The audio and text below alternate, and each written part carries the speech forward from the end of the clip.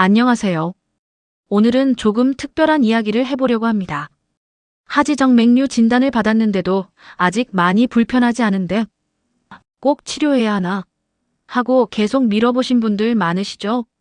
실제로 2번이나 진단을 받고도 치료를 망설였던 50대 여성 환자분이 있었는데요. 왜 결국 치료를 결심했는지, 그리고 어떤 부분이 마음을 움직였는지 짧게 정리해 드리겠습니다.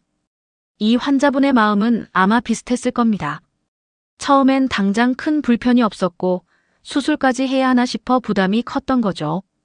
그런데 시간이 갈수록 그냥 두면 괜찮겠지라는 생각이 점점 불안으로 바뀌었다고 보시면 됩니다.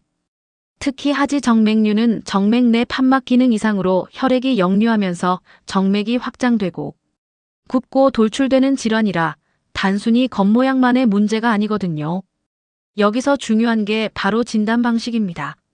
하지웰에서는 정맥 초음파로 혈류 이상이 생기는 위치를 정확히 확인하고 실제로 역류가 있는 주요 정맥을 우선 선별해 치료 대상으로 봅니다. 즉 무조건 치료하자가 아니라 초음파로 원인을 먼저 보고 치료 범위를 정한다는 뜻입니다. 남아있는 혈관까지 함께 정리하고 필요한 경우 추가 치료로 눈에 보이는 혈관까지 정리하는 방식으로 접근하는데 이렇게 원인과 결과를 함께 봐야 재발 가능성을 줄이는데 도움이 된다고 설명합니다. 이 환자분이 다시 결심하게 된 핵심 포인트는 아마 이것이었을 겁니다. 하지웰의 진료 철학은 불필요한 치료는 하지 않고 반드시 필요한 치료만 정밀하게 하는 것입니다. 환자의 상태를 정확히 파악해서 꼭 필요한 수술이나 시술만 권하고 몸과 마음의 부담을 줄이는 치료를 우선 고려한다고 안내합니다. 그래서 과잉 치료 아닐까 하는 걱정이 있던 분들에게는 이런 설명이 꽤 크게 와닿았을 가능성이 큽니다. 또 하나 중요한 건 치료 방식입니다. 수술이 무서워서 미루는 분들이 많은데 하지웰에서는 레이저, 고주파, 초음파 혈관요법 같은 최소침습적 치료법을 활용한다고 소개합니다.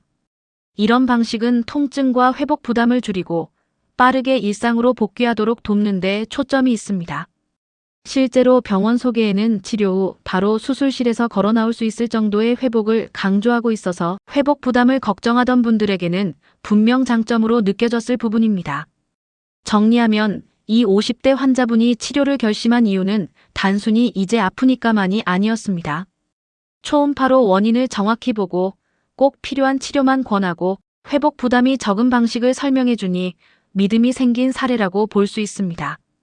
하지정맥류는 겉으로 보이는 혈관보다 왜 그런 변화가 생겼는지 원인을 제대로 보는 게 중요하다는 점을 기억하시면 좋겠습니다.